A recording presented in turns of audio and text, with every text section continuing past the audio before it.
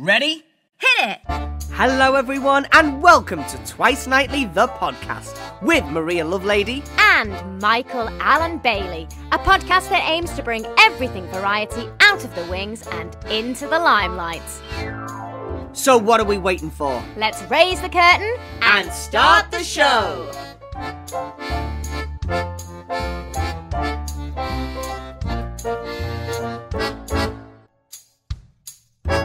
Coming up on today's show, we talk about the science of comedy. We discuss the stage adaptation of a 70s classic starring one of Britain's best-loved comedians. And the mention of which comedy character blew Maria's mind. Welcome everybody to the show and welcome back. It feels like it's been a while. It has been a while because I think we had such a mad few weeks, didn't we? With so many events and so... The definition of whirlwind. It was such a whirlwind. And we saw so much of each other. And then I've not seen you at all. So I can't wait to just go over all what we've been up to with everyone listening. And we haven't even privately debriefed about it, have we? We haven't spoken at all. So it's all still completely bubbling up in our heads. And the adrenaline's still going, I think, from Jubilee weekend. So we were invited, weren't we, by the lovely David Pogson, who was so helpful when we were doing the collaboration last series with the Royal Variety. He invited us to Brinsworth House, which is the Royal Variety's care home, which is supported by the Royal Variety charity, where we went, as you guys will know, if you listen to our lovely interview with Giles, the chairman, and with lovely Jean, the resident of Brinsworth. So we got invited to their Jubilee party and we were so touched and we were so moved. I can speak for myself and say, I don't think I was sure what to expect, but it totally defied what I thought it was going to be. And we had the best time. We did. It was just a gorgeous day, beautiful weather. We were all outside in the gardens in the grounds of Brinsworth House. They had food, they had drinks, they had entertainment from a variety of people, different entertainers, from musical theatre, from variety performances, choirs, actors. It was just fantastic. We had a special zoom in from Shane Ritchie, didn't we? Which was unexpected, but fabulous. And then the Commonwealth baton arrived, didn't it, at Brinsworth? And this is what it was all about, was celebrating the Platinum Jubilee and the arrival of the Commonwealth baton. And we held it. We did. We didn't think we'd be allowed anywhere near it, but we did. We got asked. They said, Maria and Mike, you've got to come and hold this. So we held it. We got a picture and it had just arrived, hadn't it, from Buckingham Palace. So to give you a bit of background about this baton, if you don't know, it started off with the Queen. She's written a note, hasn't she, that she's put inside the baton. We weren't allowed to touch the note. And the first stop on its journey, so it's going all around the Commonwealth for this Platinum Jubilee celebration. And the first stop on its journey after Buckingham Palace was Brinsworth House, which is where we were, and we got to hold it. So we were one of the first people. And I mean, what a way to celebrate the Jubilee. I know. And it was just full of everybody that we've ever talked about on the podcast, anyone that we've ever talked about when we talk or think about variety theatre. Jimmy Tarbuck was there and he made a speech and he was fantastic. And it felt like a real honour to be there, didn't it? It really did. It did, and it was fun. It was just it was. Fun. You know? It was really fun. And we just had a great day. Fabulous. We thought we'd be home by 5 and we didn't get in until past midnight. So I just think that's a good sign of a good time. And I ticked something off the bucket list. We met the lovely Anita Harris. The lovely Anita Harris. Absolutely gorgeous. Nurse Clark from Carry On Doctor. There she was in the flesh. If that isn't me living a dream, I don't know what is. And I love the fact that I think she kind of thought that you were joking as well. I think she kind of thought that you just wanted to talk to her. And the more you spoke to her, the more she realised that you were a mega fan. As though I was going to say, my granddad is a big fan of the Carry On film. So it's like, no, it's me. So we did that, didn't we? And it was absolutely fantastic. But the night before Brinsworth House, we did something that was equally as fun. And actually, we got in well past midnight on this night. And that was, we went to see Some Mothers Do Have Them. And we met the fabulous writer and director of the show, Guy Unsworth, and you will hear the interview in this episode. But beyond that, we were kind of like comedy soulmates or something, weren't we? This always happens, and we always say it. You'd be sick of us saying it. We had the interview, turn the mics off, and then the conversation almost gets better, doesn't it? Because I think once we'd clicked, the conversation just took so many turns and we ended up chatting all night. Last orders. It was one of those nights. Yeah, we're just really happy to share it with you because he was just a fantastic conversation. No, he was. He really, really was. So let me tell you a little bit about our special guest today then. So let's have a little bit more about Guy Unsworth. He is currently dominating the theatre scene and he's rapidly becoming one of the most sought after directors in the UK. Guy's worked as an associate and resident director of Monty Python's Spamalot. He's also worked as an assistant director at the RSC. His directing credits feature a variety of productions, including Being Mr. Wickham, Much Ado About Nothing, Of Mice and Men, Bring It On, and as the co-host of this podcast, the production which caught my eye, A Night with Bonnie Langford. Which we didn't talk about, did we? And when someone has a CV like that, you kind of don't know where to start. Yeah. And obviously, because we were promoting, some mothers do have them, you start there, but there's so many ways the conversation could go. For example, I saw the productions that he was assistant director on at the RSC, and they were absolutely fantastic and ones that they're some of the best productions that I've ever seen. And I think you wouldn't connect that with Bring It On. No, absolutely. Or A Night with Bonnie Langford. But I just love that that's his life and that he gets to do all of those things, because I think sometimes we can pigeonhole people and say, well, they do that or they do that. And actually, he kind of does a bit of everything, doesn't he? I think what I got from this interview was that whatever he does, he tries to find the sincerity and the heart in it. So it's not just a whimsical teenage high school musical, Bring It On, or just Bonnie Langford trying to roll out a few songs. He finds the heart in everything. I was just going to say exactly that. We know from meeting him, you really get the sense that he passionately wants whatever show he's working on to be the best that it can be and to mean something. I think that's absolutely spot on. And I think if any of you that are listening are real fans of comedy, similar to our conversation with Mark Bell in series 1, the science of comedy, I love that he called it that, the science of comedy is so fascinating, and it's not something that just happens organically. And I love the way that he dissects that and talks about what that is, so that as an audience, then when we're watching it, we kind of don't think about it, we just see the gag. And I think those of you that love comedy, this is a great interview for you to sit down, have a cup of tea and listen to. So as Maria said, Guy's current offering is a stage adaptation of the very much loved Michael Crawford sitcom Some Mothers Do Have Them, starring Joe Pasquale and Susie Blake. Guy has written and directed this show, and the show is currently touring the UK, so keep your eyes out. It'll probably be coming to a venue near you soon. You can find out about it by visiting the website www.somemothersdohavethem.com. Now, we were lucky enough that we went to see it at the gorgeous Richmond Theatre, and it was just great, wasn't it? There were so many things to love about it. But I think the thing I loved about it the most was that it was a real ensemble show, which I think if you're a fan of the sitcom, or if you know anything about the sitcom, there are times when it is an ensemble piece, but mostly it's really just a two-hander, isn't it? With Michael Crawford and Michelle Doutrice, and a solo showcase for Frank Spencer in the TV show. Whereas the stage adaptation was a real ensemble piece. And I love ensemble pieces. I love working with an ensemble. So to see that come alive on stage and to see the chemistry that all the actors had, I mean, the cast were fantastic. And I think they just worked together so well, and there was no weak links. Absolutely not. It was so tight. And I think to mention the set as well, because the set was almost, was it six-hander? So the set was almost like the seventh member of the cast. And that had been so well designed. You didn't know what was coming next. I don't want to talk about it too much because I'm sure our listeners will go to see it and you want to be surprised. No, you've got to go see it.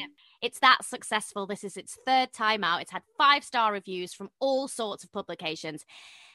It was just a treat, and it was so uplifting. It was gorgeous summer night, wasn't it? And we went in a bit stressed from the day, as you always are. We came out and it felt like all your stresses had gone away and you'd laughed them out and you'd had a great shared experience. I think that's what's great about comedy, isn't it? Comedy in the theatre is different to comedy at home when you're sort of laughing on your couch. When you're laughing with a few hundred people, it's so cathartic, isn't it? It's such a shared experience that you don't get. I mean, you can get in stand-up. I guess it's a similar thing, and that's what is so clever about putting Joe Pasquale in that role, is that he knows how to get that out of the audience. And yeah, I would just say, come on, it's been hard times, hasn't it? I was reading a post on a Laurel and Hardy blog that I follow recently, and somebody had commented on it, and I thought that is so true. They said, when I sit at home and watch these Laurel and Hardy films, I kind of sit and chuckle to myself. When I sit with an audience or a theatre full of people and watch them, I'm rolling around on the floor because it is that infectious shared passion, isn't it, that everyone has, that's brought everybody to this one place to sit and watch with one goal, which is to be entertained and to have a laugh. And there really is nothing better. And what I would say about this production as well, in case anyone's listening and thinks, oh, I've never seen the series, it's not for me. I don't think you needed to. And there was a lot of different generations in the audience the night we watched it as well. It really is something that you could take a few generations of the family to watch, and you wouldn't all necessarily have had to have seen it. It does stand alone as a theatre show just to entertain if you have never seen anything about the show before. I mean, there was one audience member who we heard asking the usher, does the bar stay open the whole way through? So I don't think he was a regular visitor to the theatre and probably not a regular watcher of Some Mothers Do Have 'Em, but he was laughing his head off the whole way through. So there you go.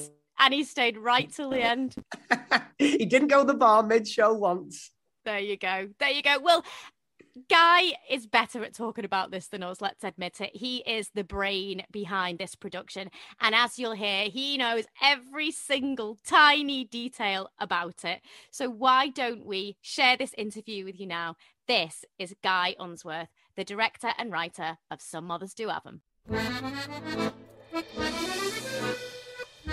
And Guy joins us now. Hello.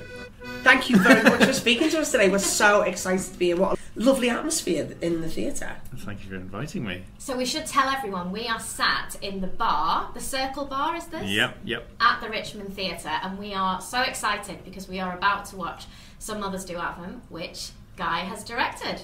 Thank you very much, yes. So tell us a little bit about how you got involved with the show, Guy, and why Some Mothers Do Have 'Em. Well, I spent 3 years on Spamalot in the West End as resident director, and then became associate director. And I the 3 years was on and off, but it was a long old stint looking after a kind of comedy juggernaut, as it were. And I, within that, spent a lot of my time putting new actors into the cast, particularly new King Arthurs and Ladies of the Lake. And at one point, put in Joe Pasquale as King Arthur and put Sarah Earnshaw in as Lady of the Lake. I had a great time on the show anyway, and it was like comedy school. If there's ever a way to sort of learn about the science of comedy, that was the way to do it. And I think a lot of people would say it's a very it sounds like a boring job to watch the same show time after time, but it is an amazing way to see how audiences react and how to maintain laughter, and maintain laughter in a way which feels real and organic and fresh and live. But part of that experience was working with Joe, and I had such a great time working with him. It always felt like going to work was like going on holiday.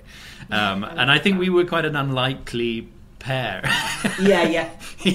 He met me and thought I was very serious, and I met him and thought he was very silly. But that combination, I think, was a bit of a match made in heaven, really. And I knew from then that we must find something else to do. It was then just a case of what role do you find for Joe Pasquale? And it was one particular show in the summer of 2012, I think it was. It was boiling hot in the Playhouse Theatre. We were standing next to a fan in the green room, which was barely I thought you meant a real fan. No, yeah. There were no real fans. I waited all afternoon for our autograph, bless them. And this electrical fan was useless. Like it was going around at full pelt but blowing no air whatsoever. And I said, Joe, this fan is completely ridiculous. And he goes to touch it, and the whole thing just dismantles itself. And we kind of laughed about it. And I said, it was a bit like Frank Spencer. And that was really the first time we'd ever had a conversation that was just the two of us being quite nostalgic and reminiscing about it. And I wasn't born when the original series was on, but I'd seen reruns and UK Gold to the rescue as a teenager, really, and just loved it, and loved Michael Crawford in it, and just loved the idea of these crazy stunts. And that was what put the seed in my brain, and thought, what if Some Mothers could come to the stage, and if it did, Joe could be perfect for it, and that was the beginning of the idea, really. Is it a comfort to know that you're doing something that is popular and successful and works, or actually is it intimidating? It's a funny one because I wrote the adaptation as well, but it was the first time I had written anything, really. And when I kind of think, I think if I'd really thought about that, I'd never have done it. You know what I mean? Yeah. And I think it was an interesting thing when it opened and was received as well as it was received. A lot of people said to me, my God, that was a risk that you took. And it never really struck me that it was a risk. I think partly because I did always wholeheartedly believe in the idea. Mm-hmm. And I don't mean the idea of let's have a sort of commercial success with some mothers on stage. I mean, I really believed in the characters, and I believed in the heart of it. And I believed that Joe had something very special in that respect, that, yes, we think of him as a silly comedian, and he is a silly comedian, but he's a brilliant mashup of clown, stand-up, and comic actor. An actor, because I've always said to him, that's your secret weapon, is that he can deliver a scene as if it's Hamlet, and it really will tugs on the heartstrings, and that's what I think is really special, and that's why I feel like he is a perfect Frank in his own way, I think, yeah. So when you decided that you wanted to do this, and you think about how are we going to put this on the stage, are you thinking this has to be replicated, or are you trying to reinterpret it in your own way for today's audience? I think I knew straight away that I didn't want to replicate it in any kind of way of the original form. So I didn't want to do, just reruns of 25-minute episodes. I wanted it to be something that would exist as a theatre piece. Like, it has to be something which lives in a theatre and doesn't ever feel like it was intended for a different art form. The one thing that really helped me with that was these shows in the 70s were written for a studio audience. So they were theatrical by nature. They were filmed in a way that had a slightly more theatrical size to them. They're slightly wider mid-shots than you would film a TV series now. So there was a sort of size to them which helped. A lot of those actors that did sitcoms were theatre actors, and that made a big difference as well. But I suppose the key question was, like, how much of an impression do you do? And that was the one thing I was really conscious of. Like, I think it's a dangerous territory. I think I felt that a brilliant impression would be brilliant for 5 minutes, and then you go, but you're watching someone play somebody else.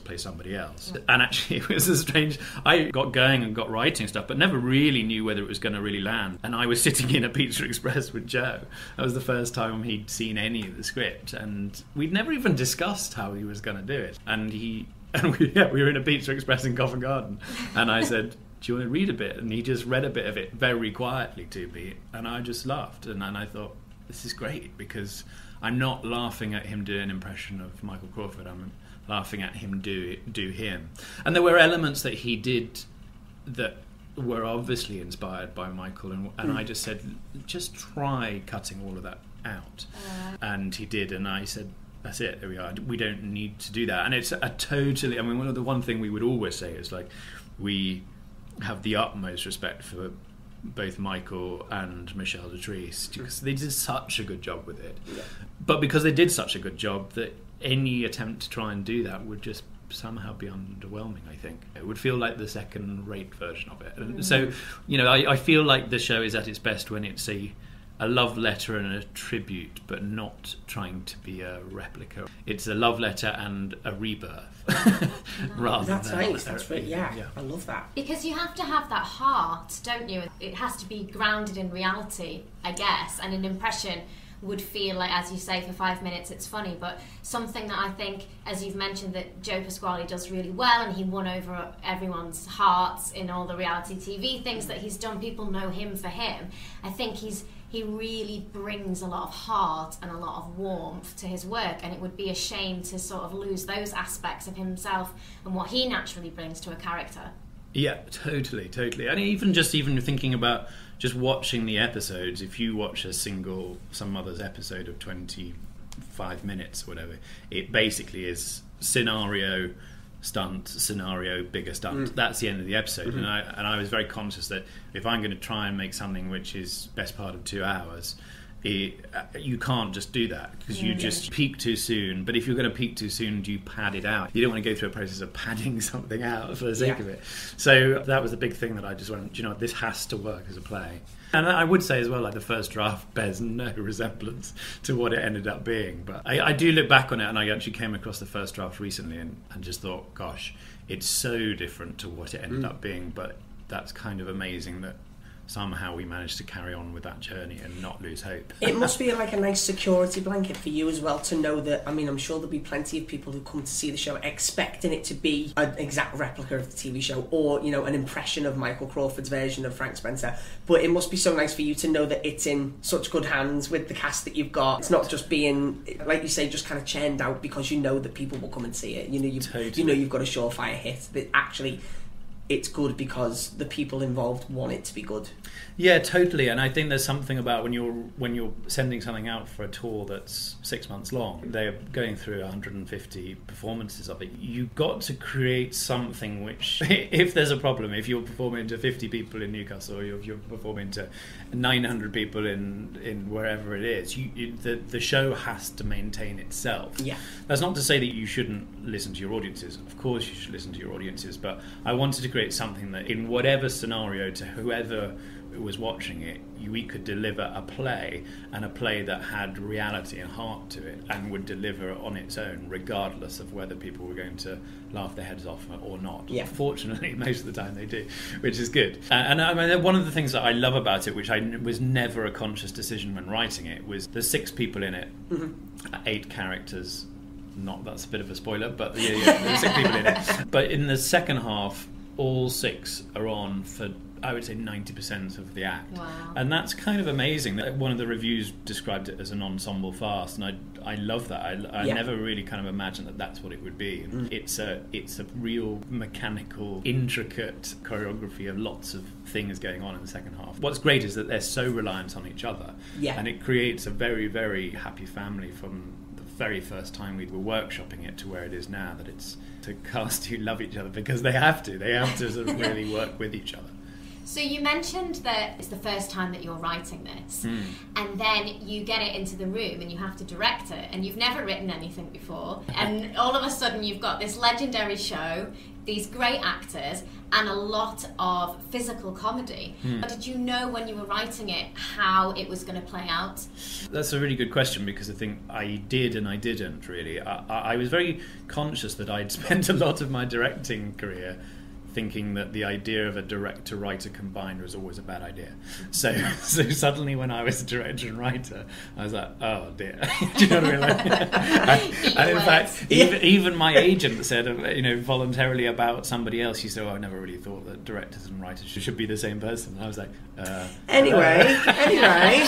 But so that was always it was something I was very conscious of, and I think I was conscious of it for the right reasons, because sometimes in that situation, if you come across something that's not working, when do you work out, this is something I need to sort out with the way that it's played, i.e. the director, or I need to change the line, and that's the writer. And that dilemma just gets very blurred. Yeah. So when we did a week of workshops with it, a director I'd worked with called Chris Luscombe, who I had done Spamalot with and learned so much of my knowledge of comedy from, Chris very kindly came in as a director for that week. We were very open with what the deal would be. He knew he was never going to go and direct it. He didn't want to direct it. Yeah. In fact, he said to me, why don't we just go in and do it together? There was no kind of clear boundary or anything like that. It was just having an extra pair of eyes and ears. And that was so helpful, because I was able to say, this doesn't work and I can't work out why, and he was able to say cut the line, or he was able to say I think we need to move that word here, or yes, that actor just needs a note on that, and that was so helpful just to have a second opinion. We shared a very similar taste, so that was super helpful. In the very final week of rehearsals for the actual show, he came in the last day of rehearsals, and I said, look, you've got to be brutal, because I've got no perspective on it now. And he brilliantly said, cut these 4 pages, and I couldn't in my head work out how that was possible. I just said, but if you cut that, it affects that, it affects that, it affects that. And he said, yep. And so I was up all night sort of working that out, but it was so helpful, because once you're into a tech period, you can't make those changes. Even once you're into previews, you can't start shifting things. And so I went in the next day. I think we had sort of a 2-hour rehearsal, and I said, "Hi everyone." I know, and they sort of looking at me going, I'm thinking what they and poor Joe, who's Joe's on 126 or 128 pages, and it's a massive role. Yeah. And they were amazing. I was so petrified, and I sort of said, "Look, I'm coming with terrible news," and they just went, "Okay, great." And I think they were brilliant, because they went, "This is totally for the good of the show, and we've got 5 or 6 days of hell trying to get our heads around this, but it'll pay off massively in the long run." Definitely. What is it about having a relationship with someone like that you can completely trust them? So when he said to you, 4 pages, gone, is that something that you find easy to trust in anyone? Is it credentials? Is it a viewpoint? Good question. I think it's a lot to do with taste, and I think Chris and I had spent so much time working together. We'd done Spamalot together, we'd done 2 shows at the RSC together, and I think we had generated a working relationship and a friendship that was based on just, we enjoyed the same stuff. We laughed at the same stuff. We take great enjoyment out of what probably most people would find very boring, which is the sort of the ins and outs of just how a gag works. Yes. And trying to fix a gag that has something in it, but you can't quite work out how to land it. We would spend hours doing that. I was able to trust him, and I think there's something really useful in always listening to people's opinions, but you also at some point have to know, when do you really trust your own, or whose do you really trust, and making sure that everybody's opinion is in your interest as well, which most of the time I think it is. But, because the role you're in, you could have been a complete dictator and just said that you wanted everything, but I guess that just wouldn't feed into the ensemble feel that you were trying to create with the cast. Yeah, no, absolutely.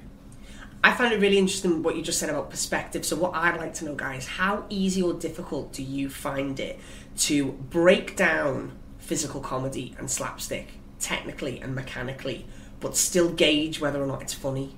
Because you said that people find that boring, but we are not those people. We are ready to know. Yeah, it's fascinating. Something that Joe does, which I very rarely come across this with anybody.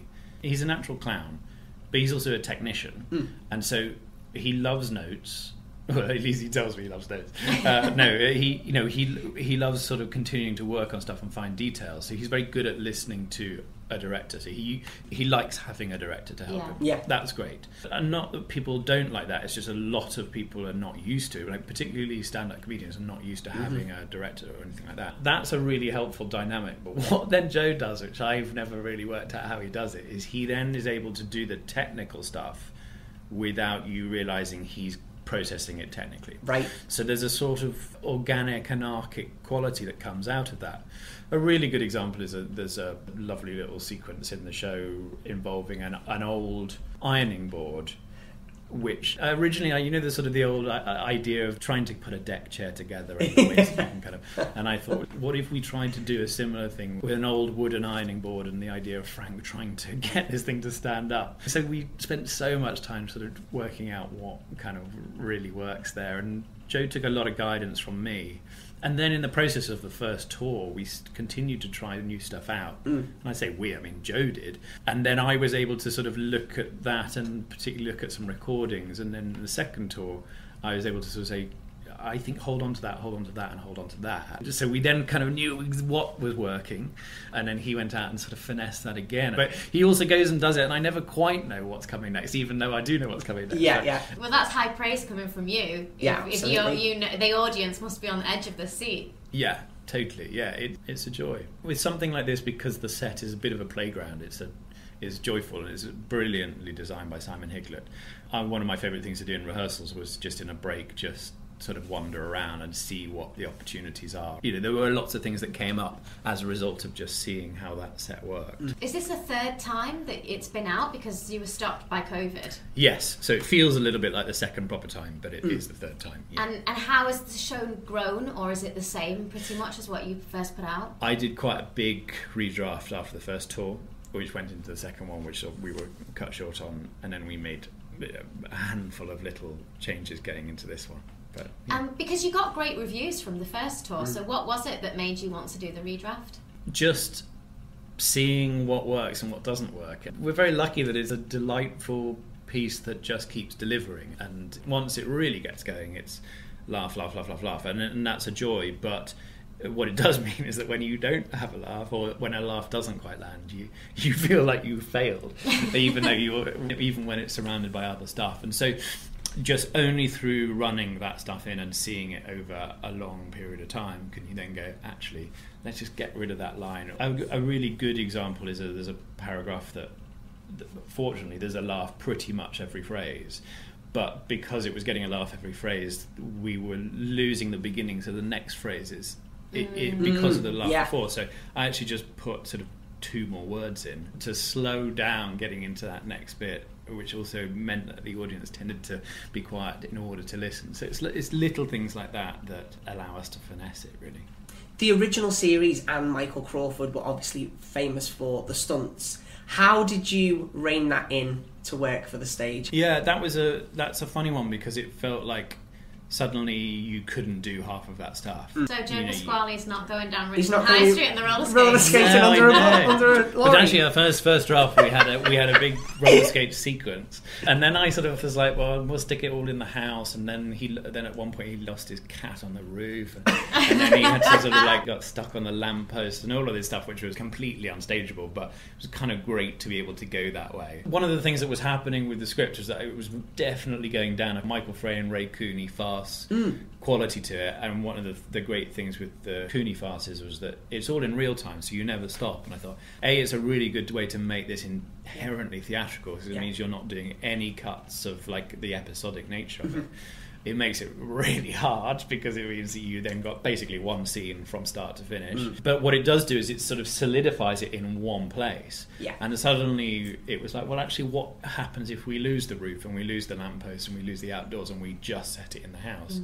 Once I sort of decided that's the way we're going to go, you then have a question of like, let's go back to the beginning, which is like, okay, we want dangerous stunts. What's the most dangerous stunt we can do in a house? And that opens up all sorts of options with staircases and walls collapsing and things blowing up in the kitchen and that side of thing. So before you mentioned the science of comedy, which you learnt during Spamalot, can you unpack that and tell us some of the gems that you learned? Because they are masters of comedy. Obviously, Monty Python is an inherently based in variety and the slapstick world. So what did you learn from that?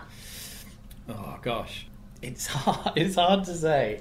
It's trying to have an instinct for like the type of laugh that you're getting. I guess it's a little bit like, these are the symptoms, now work out the diagnosis. And a really obvious one would be something like, the right side of the audience is laughing more than the left side of the audience, and then you know that there's something visual that's going on, which may be something to do with the people on the left can see that other person in the background that happens to be moving their hand just at the time when you want to deliver that line. You know, there's something as simple as that. Or actually in the tiniest thing that happened in Spamalot, which was a bit crazy. There was a moment where this nun would come on with the holy hand grenade, which was a grenade with a religious cross coming out the top of it. Ridiculous moment, but they would come on very ceremoniously and just lift up this grenade, and you would see this cross, and it was stupid, but it was very funny. I mean, it was funny because of the nature of the way it was done. But I kind of noticed that about 3 rows didn't laugh at all.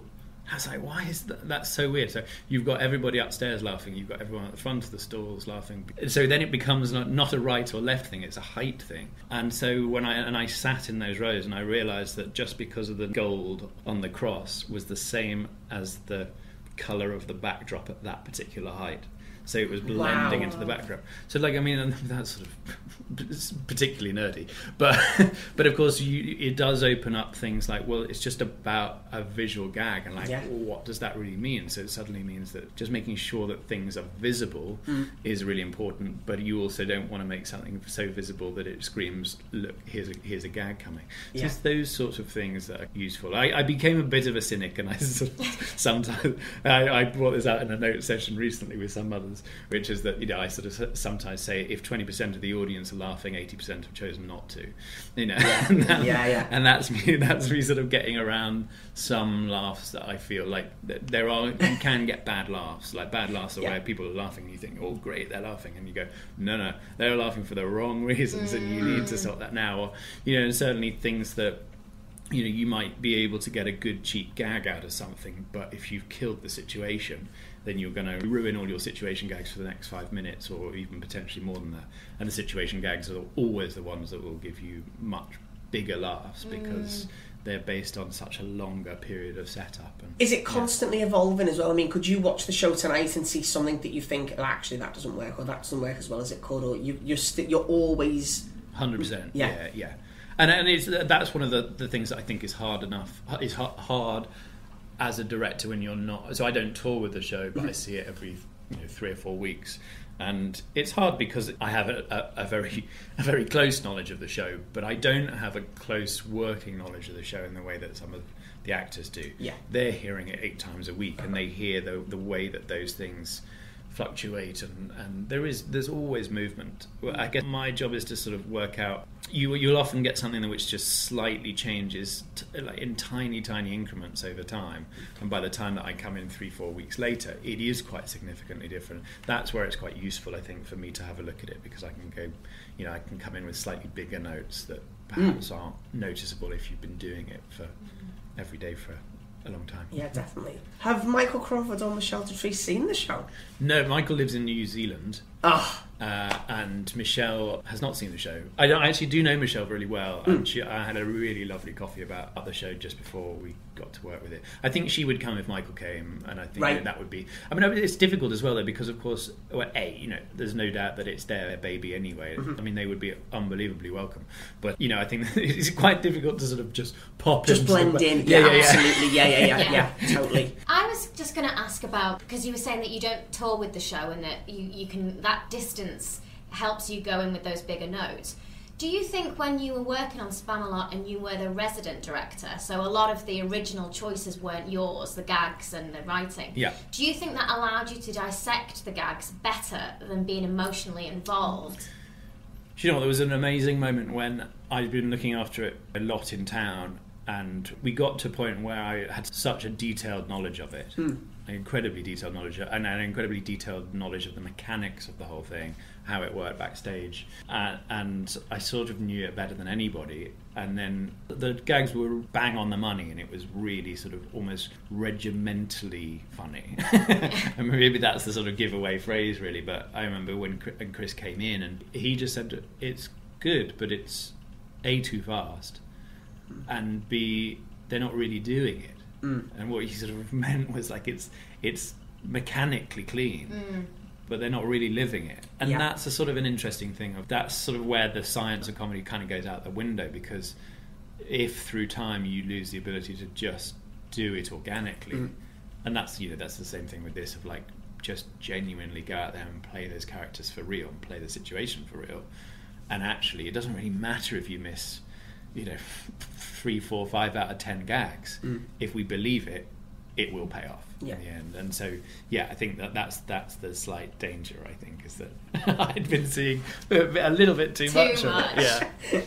So we've talked a lot about how fantastic Joe is, and the fact that he can bring that heart to the show because he's an actor. Are there any performers that you aspire to as I'm phrasing this all wrong? Who are your favourite variety performers, Guy? Who are you inspired by when you do these shows as well? Because so much of them are based in slapstick and variety, and that goes way back beyond even cinema itself. So who is it that you're inspired by? Yeah, it's a good question. I mean, the sort of UK gold canon, I guess. No, I mean, I suppose, like, from stand-up point of view, like Ken Dodd was always a complete idol. There's sort of one person I wish I'd had a chance to meet, really. And actually, Joe and Ken were good friends, and Ken really helped Joe, and I can totally see those two getting on really well. But I think Mr. Bean was a big old inspiration for me, and I still fans of Mr. Bean come out of the woodwork. They're the most sort of like unlikely people, and all ages, because he's still ever popular. All ages, yeah. And he's universal because of the fact that there's not much speech. Yeah. It's all physical, so it can be enjoyed anywhere and everywhere. Absolutely, anywhere. Yeah, it's a joy, and some of that stuff is so brilliantly put together. And actually, also from a sort of writing point of view, then Richard Curtis, anything that Richard does is I think fantastic. A big inspiration for me is pantomime, and that's been just something I've done since I was 4, and really grew up on it. And I'm really passionate about it. I'm passionate about it being done properly. Passionate about it being appreciated for the art form that it is, because it's not easy to do. And within that circuit, you come across amazing variety acts of today. I mean, actually, appropriately timed, Ben Nicholas, who I do panto with at Manchester Opera House, and he's just got into Britain's Got Talent final as of yesterday. Oh, amazing! Wow! So that's on Saturday. So this week? His bill will go up for you next year then. Yeah, I just got to stick with Ben now. Who sticks out of all the pantos that you've worked and been associated with? Who really sticks out as being, oh my God, they were good? Well, I mean, Ben, I think is an amazing all-round performer, and he captures that family-friendly variety act. He can sing, he can, he can't dance. I think he can dance. He just always uses the excuse that he can't dance. He can step clip. But he's just brilliant. He's brilliant at being able to do the sort of stand-up side, but also do the routine stuff. And I had a great time with him and Craig Revel Horwood together. Oh, great. And again, like, Craig's great because he can do it all, and people sort of don't really realise he's got an amazing singing voice. Yeah. So doing that sort of stuff, in fact, doing a big routine with Craig and Ben and then Eric Potts was a joy. I was just about to say that, so I didn't get a chance. So I know Eric, right? And I was in a show with him, and I was meant to go and see that panto, and I can't remember what happened. I think it was snow. Cancelled that show, and I was so gutted, because what a trio, like what a power show that must have been. I'm so gutted that I didn't see it, because Eric Potts is Mr. Panto, isn't he? And he is someone that I've worked with, comedy-wise, that has the ability to bring the house down, and then 1 second later you're crying with him. Yeah. And I think it's based in reality, as you said, like Joe. It's totally based in reality, and I love that. I used to work with David Ashley, who's a fantastic panto Dane. We did a production of Snow White, and David was having a bit of a wobble and sort of said, it just doesn't feel sort of quite right. I feel like there's something sort of missing. Snow White's a tricky panto, because it doesn't quite work in the same way as all the others. And I sort of said to David, the tricky thing is you don't have any time with Snow White on stage, and Snow White is your niece or whatever the context of it was. You're certainly her guardian. Yeah. And if you're her guardian, then anything that happens to her affects you emotionally, and therefore you have a very high stakes reason to be here. And yes, you're out there making ridiculous jokes about your latest boyfriend or whatever, but it comes from all this sort of insecurity and huge stakes, life-size stakes of what could happen to the person that essentially is your daughter. You are her surrogate mother. And David sort of started crying, and I was like, it's sort of funny that we do have these conversations, and whilst I don't think anybody in the audience necessarily needs to know that, but there's something really quite deep-rooted about that panto stuff, that if you get it right, you can have people literally laughing and crying all at the same time. Amazingly powerful stories, I think, particularly for 4 or 5 year olds to be witnessing. And important, because that's a lot of people's first entry point into theatre, and they're people's children, role models. I always get on my high horse about it with the princesses, like you say. Like Snow White is problematic because she's the lead and everyone turns up for her, and then she's not on half the story. So she doesn't have that voice. I think it's really important. It's amazing that you have those conversations, because I think as an audience member you can tell the difference between a profound experience and to hear the lessons in it, and then just one that's a bit of fun and you've forgotten about it 20 minutes after you left. Yeah, totally. I mean, I had this amazing experience with another production of Snow White with a chap who was playing Man in the Mirror, and he'd not done panto before, was a very experienced actor, a performer, so he had all the skills but just hadn't had the experience to kind of know how those panto conventions worked. And there was a bit where the Man in the Mirror in that scenario was essentially playing the sort of the equivalent of the Good Fairy, and at the beginning had to ask the kids, will you help me help Snow White defeat the Wicked Queen or whatever. There was something about him asking them that just didn't feel like, I was like, why is that not really landing in the way that I would expect it to? And I guess, yes, of course, that's kind of based on the fact that I've done it a number of times before, but I was trying to get to the bottom of, like, what is that convention? Why is that the way it is? And I said to Chris, you can use it to ask it, but don't expect the answer, or ask it like you don't know what the answer is going to be. And he said, okay, yeah, sure. He said, but why? And I sort of said, well, if you think about it, you know, if you've got a 4-year-old or a 5-year-old in the audience and they're given the opportunity to help, you're actually saying to them, you have the power to join this story. Influence the show, yeah. Influence the show, but also influence the story and therefore influence this massive fairy tale, which is one of the greatest stories ever told, and therefore influence the future and create change. And if you give a 4 or 5-year-old that experience at that age, particularly when they don't know there are 8 shows this week or whatever, they think they're the only version of Snow White that ever happens, it's kind of an amazing thing to give them. And if that's your first, hopefully if that's your first experience of theatre, then they'll come back for more. I think what you're just confirming throughout this whole thing is what everyone tells us, is that comedy is just hard. And there is a real science to it, and you have to know what you're doing, because I think audiences think that comedy actors and panto performers, that it's just all about coming out and it's a laugh. But actually, it's hard. It is hard. But it's also heart, I think. That's a big thing for me. It's like, it can be easy if you put the groundwork in, I think. Yeah. So what about theatres then, Guy? All the theatres that you've been associated with as a director, what stands out as one of your favourite theatres? Auditoriums, do you mean? Or anything.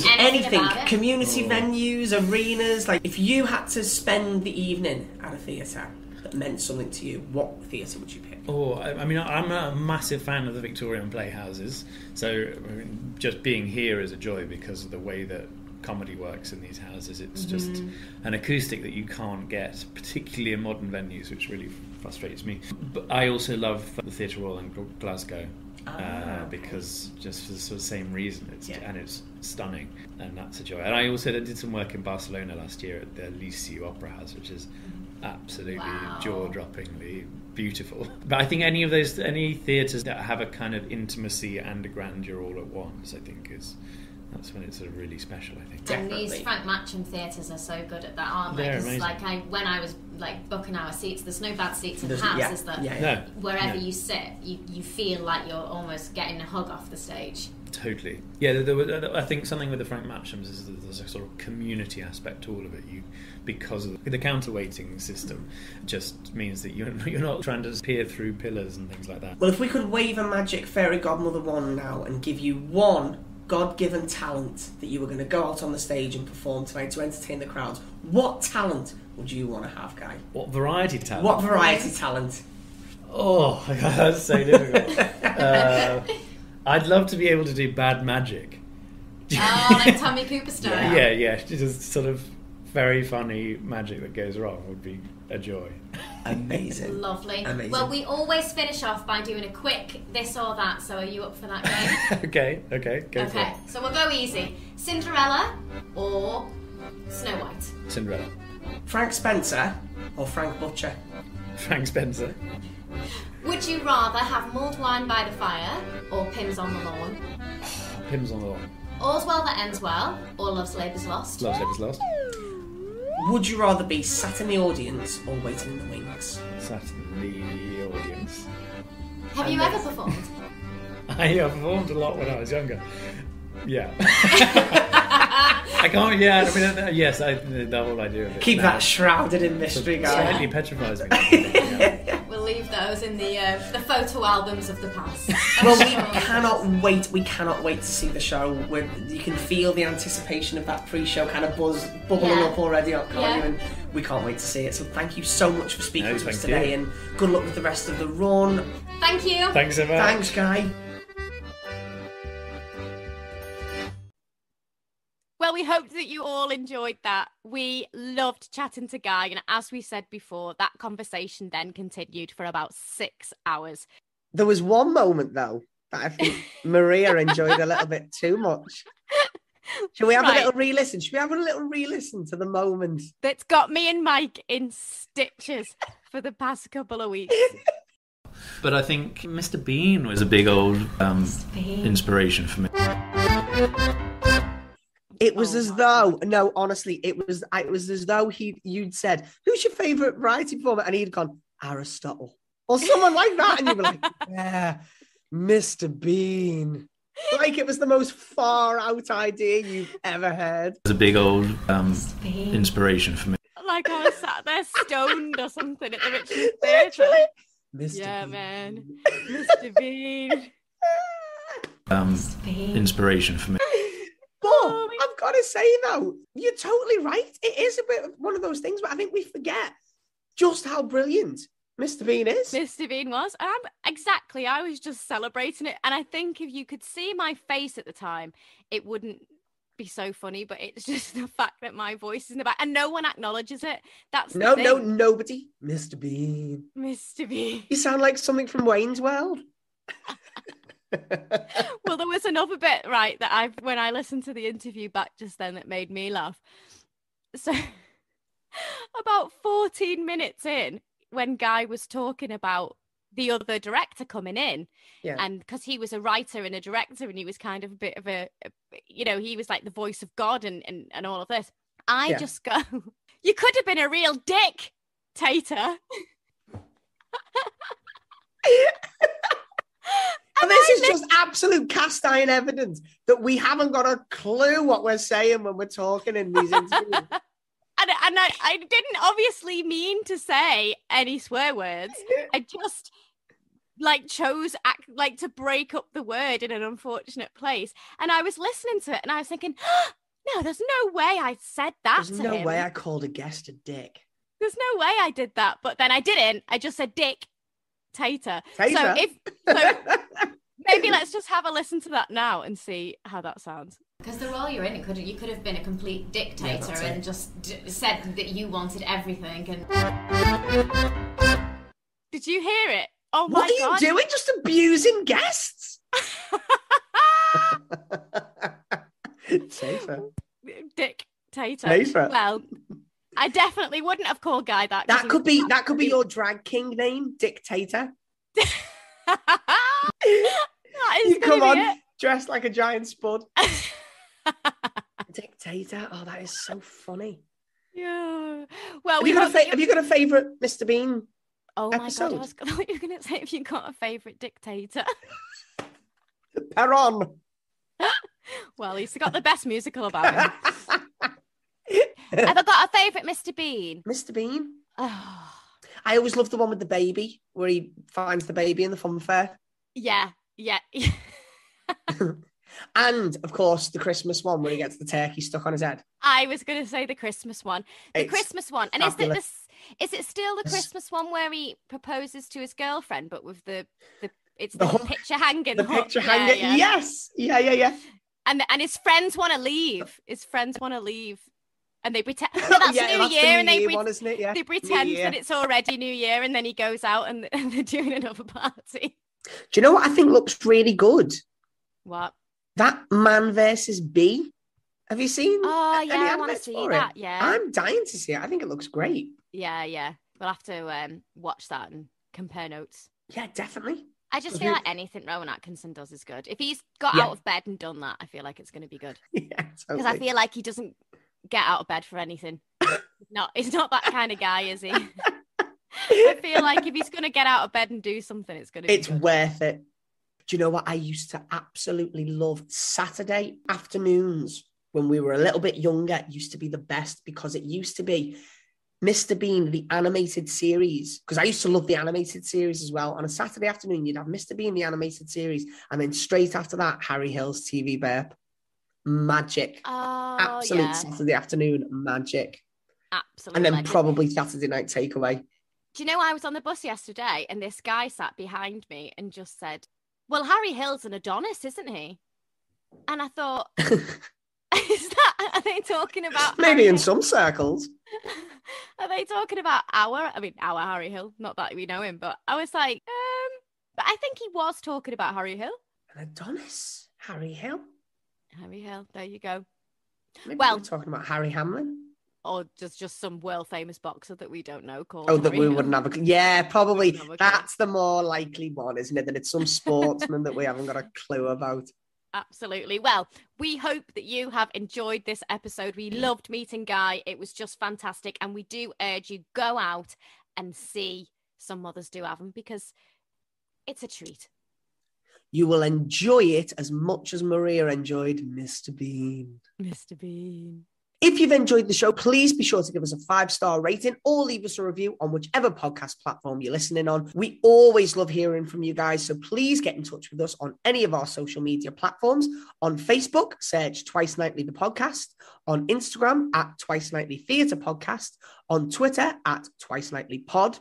And now we're even on TikTok. Way. At Twice Nightly Podcast, or you can search for us Twice Nightly Podcast on YouTube to get all of our previous episodes and any current episodes we have coming up. And if that wasn't enough, you can also leave us a voice message on our fantastic SpeakPipe platform, www.speakpipe.com/Twice Nightly the Podcast. This is an ideal way to leave us a message about any of the episodes that you've heard or any that we've got coming up. If you've got a question for us, our listeners, or for one of our guests, or just to let us know if there's anything you would like us to feature on the show. Yeah, so if you go to see Some Others Do Have Them and you really enjoyed the show and you want to leave a message for us, for Guy, or anyone in the show, feel free to do that through our SpeakPipe and we'll feature that on this episode. All that's left for us to say is... See you next week! God, how does Philip Schofield do it?